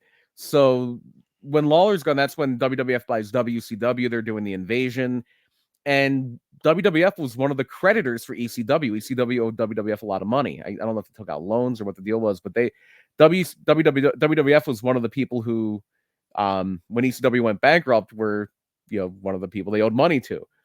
And so they bring in ECW as part of the invasion, where they're saying like Shane McMahon owns WCW, but Stephanie McMahon bought ECW. And now they're the alliance, and they're going to take out WWF and take out Vince. And so Heyman is now the heel announcer with Jim Ross. And he's the voice of the Alliance. He's the voice of WCW and ECW on It was on wild at commentary. one point to see Vince, Eric Bischoff, and Paul Heyman on the screen at one time. Yeah, on a Bischoff Monday Night isn't there Raw. yet. But I'm Bischoff saying, isn't like, there later yet. on, it was like, Yeah. this is on TV right now. Mhm. Like, it's bonkers. That's bonkers. Yep. And then when the invasion ends in November of 2001, Paul Heyman is fired. Like, all the WCW and ECW people are fired in storyline. And then Jerry Lawler is coming back at that point because after he quit his job over Stacey Carter, about 3 or 4 months later, Stacey Carter dumped him. So that happened. And so hat in hand, actually, one of the things he did while he was not in there, like, because WCW closed down, Jimmy Hart and Hulk Hogan and Brian Knobbs put together tapings for this thing called the XWF. And you can find these on YouTube. And they just basically shot a few episodes as a pilot, but nobody ever picked it up. And the commentary team, and this is a unique team, the commentary team for the XWF is Tony Schiavone and Jerry the King Lawler. It's a very unique team. Because Lawler didn't do a whole lot of commentary outside of WWF or WWE. So Heyman, I loved him as a kid, and as I get older and rewatch old pay-per-views, I can't stand him on it commentary. didn't age well just because of the risque content and the kind of sexism of it. It was boring. It's kind of boring to listen to as an adult. It's like cheap comedy. It's like like, listen, I'm not above it. I'll laugh at a fart joke, but like it's like going back and listen to old Jerry, it's like, shut compared up. to like a Bobby Heenan or a Jesse Ventura in there's no contest. They're timeless. Like, I can listen to them all day. And so Heyman, I think, was also helping out creatively backstage at this point. And in 2002, Heyman has been off TV since November 2001. And in April of 2002, after WrestleMania 18, the big guy debuting for the WWF the night after WrestleMania in 2002, you may have heard of this guy afterward. He's a guy named Brock Lesnar. And so Brock Lesnar's debut was one of the best debuts ever. There's just this match with, like, Spike Dudley and a few other people. Brock Lesnar just comes in with Paul Heyman and kills everybody. Like, I think Spike or somebody comes off the top rope with a pull cue and breaks over Brock's head. Brock just, like, kind of cracks his neck and just clotheslines the guy's head off. Does that. He did that move. Or it was actually it was in the video game where he would, like, and he would just lay you and out. it came from that moment. Yeah. So that is the beginning of a very important relationship, which was Paul Heyman and Brock Lesnar. They were put together. Heyman was like a mentor for Brock in pro wrestling, and they became friends. They became genuine friends. So Heyman's being used as a manager, and this is also the time that they're splitting the rosters. Heyman is managing Brock Lesnar, but at the same time, obviously Vince McMahon has the final creative direction over everything. But on the grand scheme of things, Paul Heyman becomes the head writer for SmackDown. And I believe at that point, Brian Gewirtz was the head writer for Raw. And so it seems like a golden age of SmackDown because you had what was called the SmackDown 6, where Heyman really pushed out these 6 guys and you just had them have great matches with each other for a year. It was Edge, Christian, Kurt Angle, Edge, Rey Mysterio, Kurt Angle, Chris Benoit, unfortunately, Eddie Guerrero and Chavo Guerrero Jr. And they just had incredible matches throughout 2002, and Brock wound up going over there. But eventually, there's a lot as Stephanie McMahon gets more and more involved in commentary or in creative. On screen, She would behind the scenes. Like she became the head of creative, and she loved Brian Gewirtz. Like apparently, ex-writers say, why can't you just write it like Brian would write it? And now, of course, Brian Gewirtz is very in tight with The Rock. He works with him. So Heyman and Stephanie butt heads frequently, and Paul Heyman winds up like they just have blow-ups and eventually and Heyman was like the on-screen general manager of SmackDown for a little bit, managed the Big Show for a little bit, because at this point in 2004, 2005, Brock is gone, and Heyman's not really managing anybody. So to kind of get him away from Stephanie because they're at each other's throats, he became the booker of OVW because Jim Cornette. This is around the time that Jim Cornette was pushed out because he hit a guy. Literally, he started hitting Santino Marella, who would have killed him. Yeah, because Santino was like a legit shooter. Yeah. But Heyman takes over for Cornette and OVW. That's where he meets CM Punk. That's where he becomes friendly with CM Punk. And at this time, they're also doing ECW One Night Stand, which was Rob Van Dam's idea. Just a one-night ECW pay-per-view. It did really well. And I believe the other thing that really made them want to do that ECW One Night Stand was they did a DVD called The Rise and Fall of ECW, which sold amazingly well. amazingly well, which we should have mentioned somewhere along this point. Basically, WWE made a deal to buy the rights to ECW from the people who, the creditors, like the people who ECW owed money to, which was they were one of them. So ECW One Night Stand is a huge success, and so in 2006 they do it again, and then they bring back ECW as a new third brand, like kind of like not quite developmental, but not quite not developmental, and that was that was a thing that happened, and Paulie was involved a bit creatively, not entirely. His creative power over ECW dwindled very quickly, and to the point where at the end of 2006, when they did that December to Dismember show, where Bobby Lashley beats the Big Show for the ECW title, Heyman's kind of done, and Heyman's out. And Heyman is not just out of ECW; he is out of wrestling. He's out of wrestling for 6 years. He's out for a long time. He winds up doing he ran, I think he still runs a marketing agency, or co-runs a marketing agency in New York called Looking for Larry. But the one kind of thread that he has, maybe, but the one kind of thread he still has with professional wrestling is his friendship with Brock Lesnar. But Brock Lesnar is also long gone from pro wrestling at this point. Brock Lesnar left wrestling at the first point in, I believe, 2004 after WrestleMania 20. Or that was his NFL stint, right? Yeah, it was 2004. Yeah, 2004 after WrestleMania 20. He leaves to go to the Minnesota Vikings, and that doesn't work. He had a few matches in Japan where, like, they basically had like a 7-year non-compete in wrestling, and they're like, that's ridiculous. But he didn't do a lot of wrestling, but he did do MMA, and obviously he goes to UFC, and he is still very tight with Paul Heyman. Paul Heyman, I believe, helped write his book. Paul Heyman was still very involved in his like a lot of the business stuff with Brock. They were always very closely knit together, and that is how he comes back. Heyman comes back when Brock comes back in 2012 as Brock Lesnar's legal advisor, and he's been with WWE kind of ever since. You know what's a huge missed opportunity? Like, you think about the streak, right? Like the streak ending, and people are still upset by it. But I think it was the right call with Brock Lesnar. I personally do. But could you imagine, in a perfect world, you have Taker and Paul Bear in one corner and Brock and Paul in the other? Yeah, that would have been interesting. Yeah, that would have been interesting. But unfortunately, at that point, Paul Bear had already passed. Yeah, like it just, when you think of managers, man, like Paul, I don't know. Well, I'm sure we'll put a button on that towards the end of just like where he stands as the all-time greats.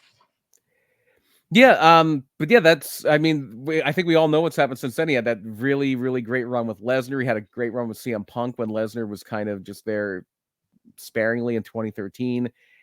They tried with some other guys. Remember, he managed Curtis Axel for a minute. He managed Cesaro for a minute. Ryback, Big Show. Ryback, yeah. Big Show was a little earlier than that, but then they really found the niche with Lesnar when Lesnar was coming in more regularly. And he had that wonderful run with Lesnar, which takes us right into the bloodline, which takes us right to now. Going to the Hall of Fame. Definitely recognized by everybody as one of the all-time greats as a manager. I'll tell you what, I'm going to give Roman his flowers here. His introduction to Paul was great. I thought he, like, him coming up to me like, what do I say for a guy that is the best talker in the world? Like, how did I draw this draw? Like, I thought Roman was really charismatic in that intro to Paul. The speech was unbelievable. It was everything you wanted from Paul Heyman, for his kids, for his business, like kind of showing the three faces. Like, we joked around at the thumbnail, the three faces of Paul Heyman. Like, it was beautiful. It was everything you needed. And I mean, the guy, we're not talking about him as if he's gone, because he's still at the top of his game. Yeah, like he's still, like, there's no slowing this guy down. Like and obviously Roman is the engine because it's Roman, and he's the guy that's actually, he turned Roman babyface without even Roman being on screen. Yeah, and but Paul Heyman has always been able to not only keep things interesting through his microphone work, but keep things interesting through his usually anything he's doing on screen, he's having some creative involvement with too. He's like Brock and Roman have kind of been able to write their own tickets with a lot of creative, and to the point now where it's coming out that it looks like the reason that Cody didn't finish the story in LA at WrestleMania 39 is because Roman and Heyman pushed for Roman to win that one and have Cody win at 40. Mm-hmm. And yeah, yeah, because the Rock picked up the phone.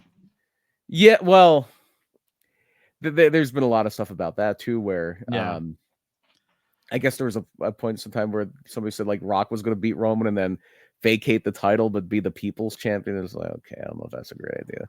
Dude, but that's a whole other conversation. I'm terrified of the Rock. I'm gonna be honest, man. I'm getting Hogan vibes. I'm getting terrified. He doesn't want to wrestle enough to be Hogan. I will die on the hill that I think Cody winning 39 was the right move, but I feel okay about it because if Cody would have won at 39, I wouldn't have been able to be there for him winning at 40. Yeah, and honestly, the only thing, and we didn't talk about this, the only thing of that WrestleMania 4, like that ending that I did not like at all, and everyone was saying it's supposed to be Austin, it was supposed to be this, it was supposed to be that. I don't think you need Stone Cold in that. I definitely did not like the Undertaker spot. Like the nostalgia kick doesn't do it for me. Like visually, I feel all the people who were treated by Roman and the Bloodline for 2 years should have been the ones to run off the Bloodline to let them be like, no, we're standing up for Cody. This guy's going to have his moment. Roman's going to have to stand on his own, and have the roster that you're currently pushing and working with every single week be the deciding factor to push away the Bloodline so that moment happens. I think the Undertaker was a giant cop out just to get a nostalgia hit. I see where you're coming from. I think I do disagree, and it would have been definitely better with Steve Austin, and just because that is the Rock's foil, that is the Rock's, that is the Joker. The Rock is the Joker to Austin's Batman, and I guess Austin, it came out later, they couldn't come to a deal. I would have thrown in whatever money you needed for that, but I think it would have been that we have John Cena and Steve Austin, the last two flag bearer baby faces of WWE, saying, Cody, it's yours now. And that is something that across generations, across eras of WWE would have been a really good kind of button on that, just because it's not even about like finishing the story as far as Roman's title reign. It's like, no, Cody is the man now. Cody is the next in that line of, and I've had this discussion with people too, of like, there's a difference between being the champion in WWE and being the guy. And sometimes there isn't a guy. Sometimes you just don't have one. But you can follow that lineage of this is the flag bearer. This is the cornerstone that you're building the company around. And I think it very clearly goes from Bruno to Hogan. You didn't have one for a while. Like Brett tried, Shawn tried, Diesel tried, but you didn't really have one for a while. Because from Hogan, the next guy that's like that is Austin. And then you didn't have one. Taker was there, but he was not. I wouldn't consider him the guy either. He tried. There's been 5 of them, or 6 of them. I have to count it out. Bruno, Hogan, Austin, Cena, Roman, and possibly now Cody. Time will tell. You don't put The Rock in there with wasn't around long enough. Austin barely was around long enough. But Rock became a bigger star outside of wrestling. Within the WWE scope, it was Austin. Yeah, Austin is the guy that shot the rocket off. The Rock kept it going. It got the Rock out there a little more, but it was Austin. Like the Attitude Era, it was Austin. Totally agree. Yeah, I don't hate that at all. All right, so let's do this. Paul Heyman. We always say our Mount Rushmores, right? Is he? I mean, this is a stupid question. Is he on the Mount Rushmores of managers? Of managers, yeah. Yes. Yeah, he definitely. The tough spot on Mount Rushmore is number 4, because you make an argument for a lot of guys. Is Paul 1 or 2? Paul might be 3. Paul's either 2 or 3. Paul's either 2 or 3 for me. 1 is set in stone. 1 is Bobby Heenan. Yes. 1 is Bobby Heenan. No discussion. 2 and 3, I go back and forth, and I know you're gonna cringe at this. I don't hate it. He's so good. 2 and 3, it fluctuates between Jim Cornette and Paul Heyman. You can give Paul Heyman points for longevity, but if Paul Heyman rose over Jim Cornette, it's because he stood on his shoulders. A lot of Paul Heyman's early managerial work was very inspired by Jim Cornette. And here's where I'll put Paul over Jim. I feel like when you're in the business and when you're a factor of the business of someone who's been around and has been and done things and has helped pave the way, and then you're no longer on the major brand, and then how you conduct yourself or how you speak about the business and what you contribute to the business after you're gone, I think Paul has done more positive in the business Oh, than Heyman said some Cornette. very controversial stuff. I know, but I'm saying, if like, Heyman had a podcast, Paul, he would probably be saying a lot of stuff Cornette's saying. but I'm saying, yeah, maybe, but I think like it's kind of like Sean and Brett. Like Sean is in NXT working. He's and Brett's still upset about getting kicked by Goldberg. You know what I mean? Like it's I respect. I think that's a gross oversimplification. But Brett is mostly the time when Brett's speaking about wrestling, he's very bitter and angry. But that okay, who's a better that's a different question. Who's a better ex-wrestler, Sean or Brett? That's a different question. Who did a better job of leading by example as a wrestler? Brett, by far. By far. By far. I think they were both little cunts at some point in time. Like I Yeah, think they were both equally guilty of what they didn't like about the other one. Brett wasn't putting feces in anybody's salads or sandwiches. That we know of. That's true. Because Owen was. No, Owen was doing funnier stuff than that. Owen was doing funnier stuff. Owen was doing much funnier stuff. But I respect both of them. I respect the hell out of Bret Hart. But I will always be a Sean guy. But I get very back and forth between who my number 2 is, because nobody's touching Heenan. Heenan is in a class by himself, and then it's Louis dangerously, unfortunately, does not make the Mount Rushmore. Maybe the route. I don't even know if he makes the Mount Rushmore of ECW managers. The Mount Rushmore of ECW managers probably Francine, Paulie dangerously, Bill Alfonso is probably number 1, and maybe Louis dangerously is 4th, but probably not. He's definitely better. I would go Francine over as 1. Fonzie's the man. Fonzie's 2 for me. I love Fonzie, but I would go Francine over Fonzie. Because Francine got the worst of it. Like she was, I don't know how she's not in therapy. Like they were horrible to her. Francine's a tough girl from Philly. She can handle it. Yeah, she's a beast. So I still have never said a word to her. I've been in 3 cons with her. I'm terrified. Like she intimidates the shit out of me. Francine's great. I've never met her. I know, but I'm just saying, great. Like she's. I've met her, but I've never spoken Francine, and she's beautiful, and you know what I mean. Like my respect for her is just like that's fucking Francine. You know what I mean? Like, I kind of actually that slide at Tom's River, I walked by, I went hi, and I just walked away. I was gonna buy an autograph, but I didn't have the courage.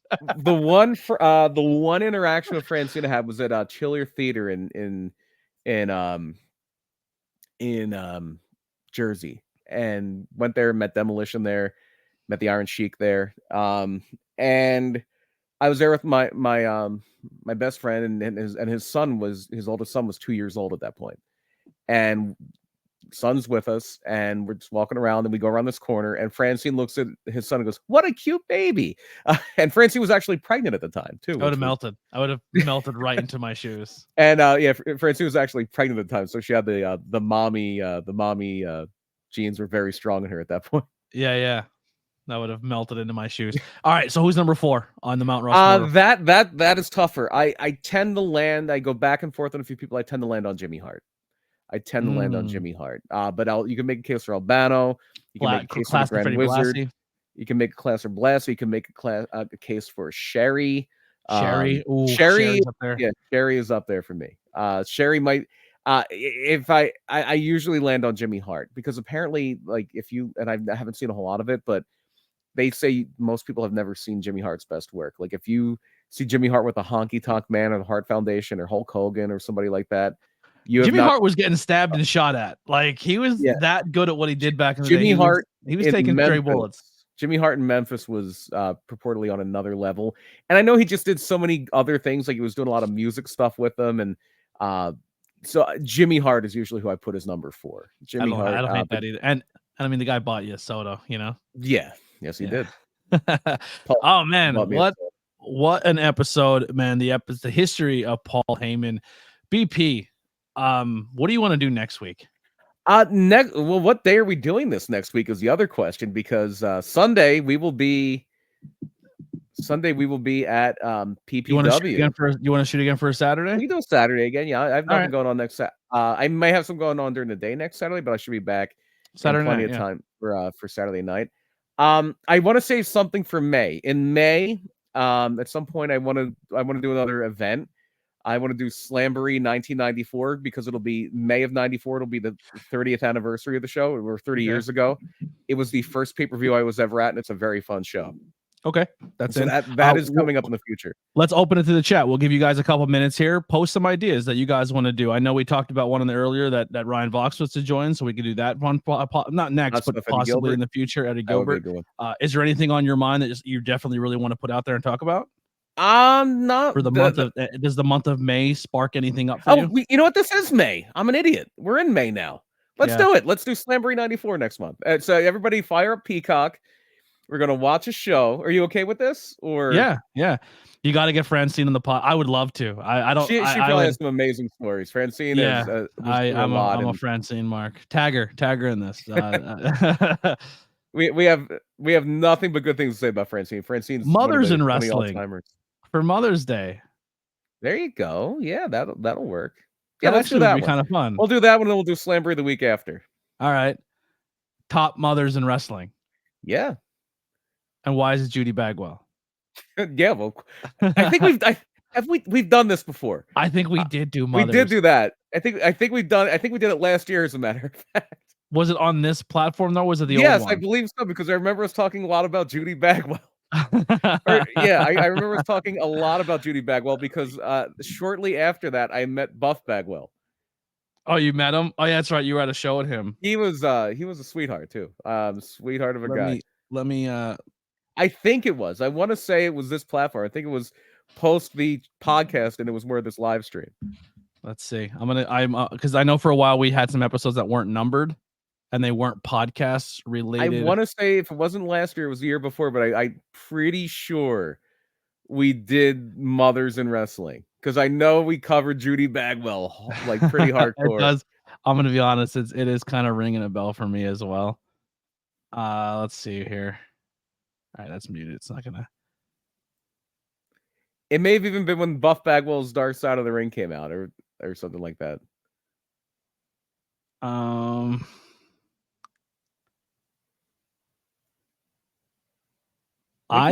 don't see it, so I don't think it was on this platform. Did we cover Buff Bagwell at all? We didn't. We did not. Huh. All right. We might have just had it. So, like, just to kind of go through it, we started with Smash Master preview, the death of Nancy, Alicia Atut interview, History of Sting Part 1, Chikara review, the trivia, the indie wrestling draft, which was a lot of fun. That was a lot of fun. The pro wrestling. We should actually. I know it's post draft. Do you want to do another? Do you want another draft another company with today's indie talent? We could do that. Yeah. I think that'd be a fun one. Naughty or Nice pro wrestling list, end of the year awards, pro wrestling predictions, recap show, Jerry Jarrett, No Mercy, WrestleMania 22, WrestleMania 5, 28, 29, 80s and 90s tag teams, championship drafts. Yeah, I don't see it on here. All right, let's do it. We're in. I'm in. All right. So we'll do so we can do mothers, we'll do mothers wrestling, we'll do Slamboree, and then we'll do another independent wrestling draft. Yeah. I'm all for that. Although I have to be very careful that indie wrestling. Oh yeah, draft. We still have to do the US title history as well. Yeah. We'll do that for 4th of July weekend. That sounds like a perfect 4th of July we'll do the US title. Maybe by then I can earn up a couple bucks and I can talk to some belt makers and maybe we can find a way to get a custom US title made as a giveaway or something. If I were to get a replica belt, I'm too cheap to ever do it. I've had this discussion with people, but my first one I would get would be the old school Intercontinental title. The second one might be the WCW US title. That's one of my favorite belts. There you go. MA likes draft too. So I might have a custom Intercontinental Championship coming, a custom podcast Intercontinental Championship coming. Sweet. We'll see how it goes. But man, thank you guys so much for having us. We appreciate you guys for tuning in and really supporting the channel. I know we've been away for a while, so we will get active on that. WrestleMania was tough, and we're doing a lot of stuff outside of this. My brain was fried for like 2 weeks after Mania weekend. I was shot. My brain was fried. But thank you guys so much. We are still doing watch alongs. So if you want to come in and hang out with me on some watch alongs, they're always there. We have a lot of great content on the Ben Frank Connection, as well as just the channel itself. 5 questions with ABJ, a whole bunch more dropping. I just did an interview with Paul London that you guys should definitely go check out. Like I said before, our YouTube membership, super chats, and donations are turned off right now. Full disclosure, I'm not working. I have no income. I was really banking on that last YouTube check to kind of help me out a little bit. And now it's on a pending hold, and I have to wait 30 days to try to open it up so I can claim the money that was there. So merchandise sales would really help, or anything you guys can do. Patreon is always there. If you can't monetarily, I get it. Hit the thumbs up button, hit subscribe, share this to your friends. Make sure you go subscribe over to Opinion City Podcast, Raz's channel, Witchcraft by Lilly, High Tension Wrestling, all those channels, and really show them the support. That'll do it for us. Anything else you want to plug before we get out of here, BP? No, I already plugged. I'll do it again. PPW Thunder Road. I believe. I don't know if they're doing this again this time, but the last couple of shows, if you're not in Pennsylvania, you're not local, if you go to Premier Wrestling's YouTube channel, the last like 2 or 3 or 4 PPW shows have been streamed live on there. But if you can make it, come on out to Slatington, Pennsylvania. It's going to be a fun time. You'll be done by like 6 o'clock at night. If you're doing something for Mother's Day, you can go hang out afterward. If you're not doing something for Mother's Day, I don't know if Funk Brewing's going to be open afterward, but if they are, I'll be at the show. Bring your moms. I'll give her a kiss. I believe we are going to have a moms only Philadelphia Playboy kissing booth at the show. Nah, you just stole my bit. I was gonna do a kissing booth for the moms, but never mind. It's been maybe get a 2-for-1 special going. 2 for 1. Yeah, you can get it. I'll have the ABJ stand, and he could do the kissing booth. There you go. There you go. Nothing nefarious going on there. See you guys next week. We're out of here. Bye.